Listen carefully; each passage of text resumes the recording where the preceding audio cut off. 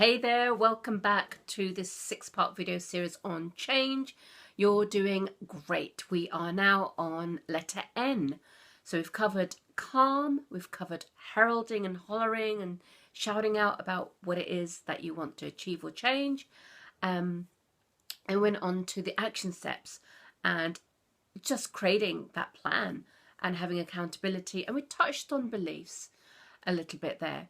So N, the piece that we're at right now, this is that little word which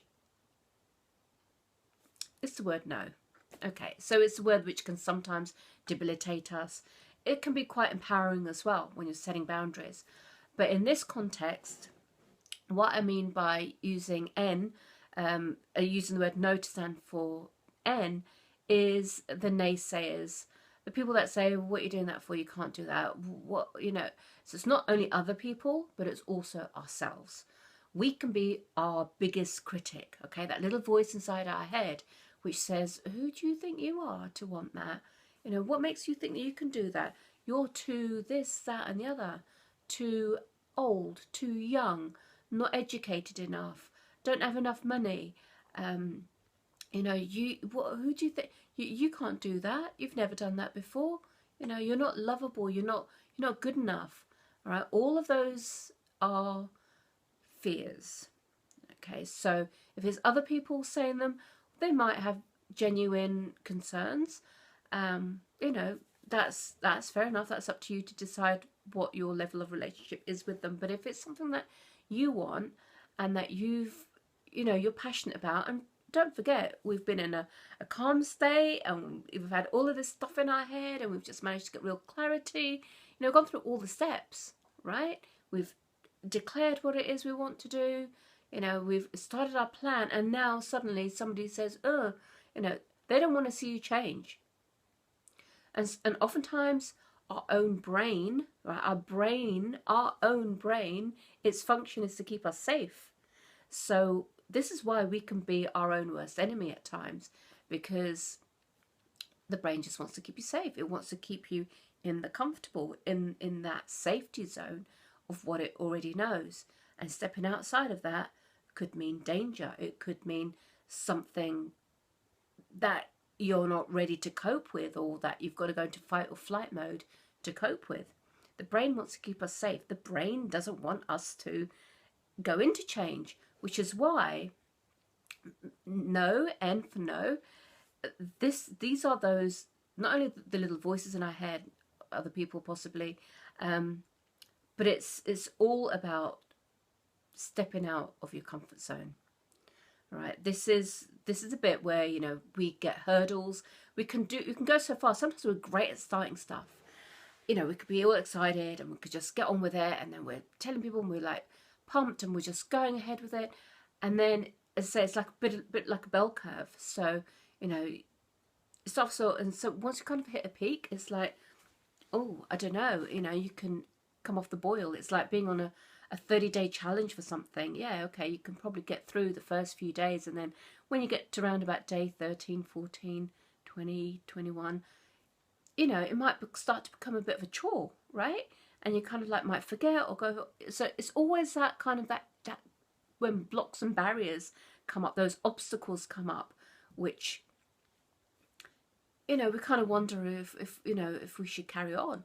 So this is a time where you tap into faith, right? So if these things come up and you're flagging and you're not sure, or there's obstacles in the way and it takes you off course, and you know, you leave it for a bit, and you think, oh my goodness, I've got to start all over again. This period of time, whatever these obstacles might be, or these excuses in our head, or our own fear coming up, because sometimes we can self-sabotage. We can do so well and then we're not familiar. Take the example of losing weight. You know, you can do what it takes, and suddenly you're feeling and looking differently.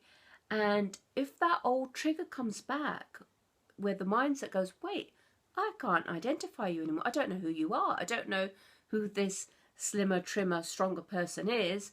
Oh my goodness, let's start piling back on the bad habits to get you back to that familiar, that comfortable, that what I know. Because what am I going to do with this with this new identity, it's like smokers who stop smoking.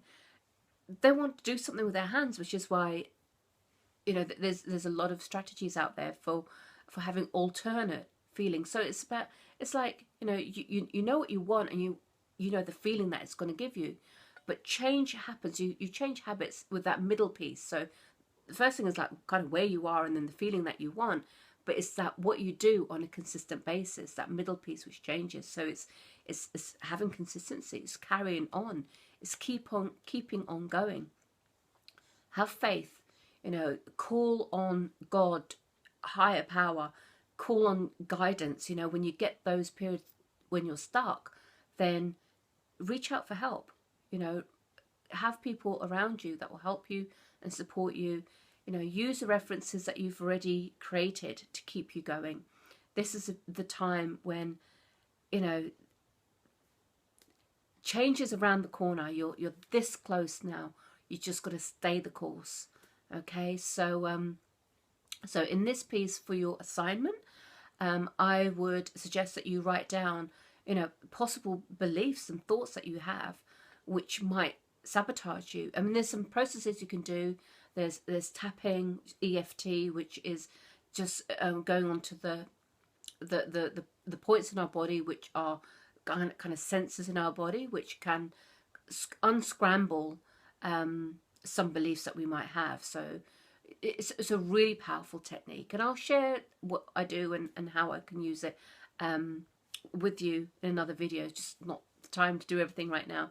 So really sort of tapping it out. So any anxieties you might have, any I won't say confusion, but any unfamiliarity that any discomfort that you're feeling in the body, you can shift that and have a different perspective.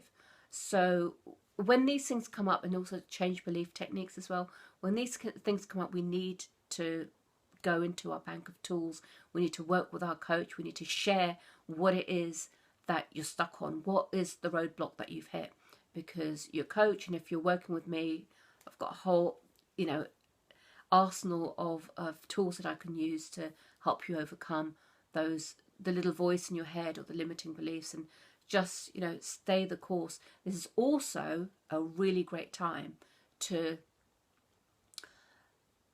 not just prove to yourself that you can do this, but if you're kind of coming off track a little bit, then do something for someone else, right? Do something for someone else, just so that it takes the heat off the obstacle that you're facing right now.